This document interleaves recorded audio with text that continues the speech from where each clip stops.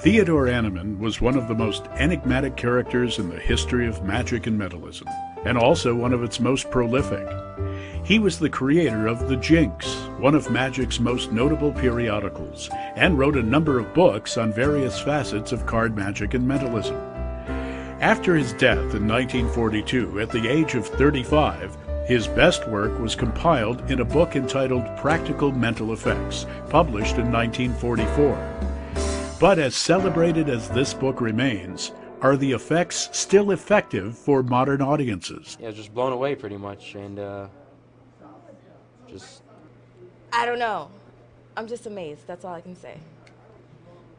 When he was guessing the words that we put down on the newspaper, I have no idea how he did that. It was pretty intense. Wow is the first word that comes to mind. I thought Richard was amazing. I picked a line in the newspaper and suddenly he could like read the words I was thinking of, and that was unbelievable.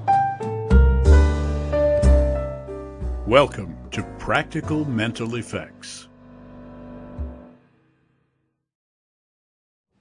You know, Annemann's Practical Mental Effects, along with Corinda's 13 Steps, are considered to be the foundation of mentalism, but they're quite different from each other. Corinda was written much later and was meant to be a sort of primer of mentalism, taking each step, each part of mentalism, first nail writers and then prediction effects and that type of thing. Right. Whereas Practical Mental Effects came from a much earlier time. Corinda was like the 50s and the 60s, whereas Practical Mental Effects came from the Jinx, which was written between 1934 and 1941. And already within the Jinx, these effects had been used for 20 years or so. So these are effects from the turn of the century, from the early teens and the 20s. From working repertoires. Yes, that's the thing. Every one of these effects in this book were from magicians and mentalists who were doing this stuff for real. That's why this stuff is so important. And unlike Corinda, which was he set out to create steps in the study of mentalism, that was not the case here with Practical Mental Effects. This compilation of mental effects from the Jinx didn't happen until 3 years after Annemann passed away.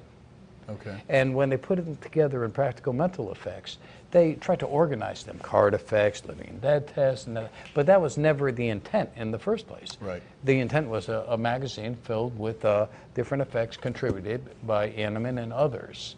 And so when we decided to do this, we talked in great length about this. We said, we're going to take it chapter by chapter like we did with 13 Steps. It doesn't make any sense. Right. You know, all we're going to do is wind up having to do 12 living and dead tests in a row, or 12 card effects in a row. Yeah. And even in the introduction, Crimmins mentions that, he tries his best to put these together in some orderly fashion, but even there, you can't really do that because some effects have cards that aren't card effects or part of prediction effects and what have you.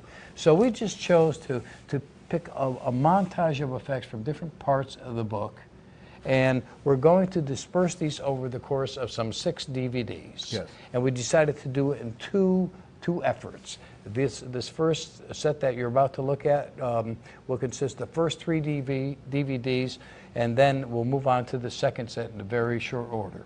I also tried to take effects for this first series that are quite easy to make up and do. There's hardly anything in here you have to go out and buy. Right.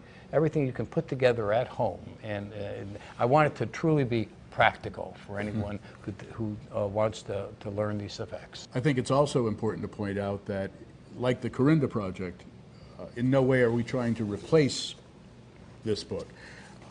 We culled through the material that, like you said, you picked some of the easier stuff, but we're not taking the best stuff. This is not a best of.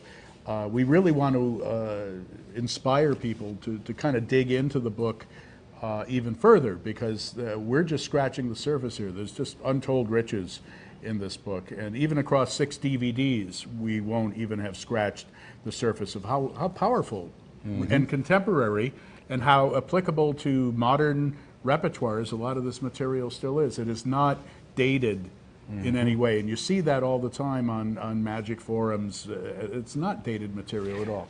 My big thing, and let me just finish this quick introduction by saying, my big thing is so much happens with technology these days that more and more people want to attribute any miracle they see to some kind of computer chip or something of that nature.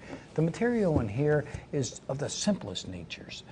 Papers, chalk, slates, things that are just so far removed from technology that you can't imagine how it could be removed further. With everything that goes on, I know I said it before, with everything that goes on today and all the wonders that we see, still to this day, no machine, no computer can penetrate into your brain. Yeah. And yet what happens? Somebody like we come along with something so simple as a pencil and a paper, and we're able to do that. You see, it's like the anti-technology, and it's twice as strong because of that very factor. So we hope you enjoy this series, and as Jim said, please understand this is just the beginning for you. Thank you.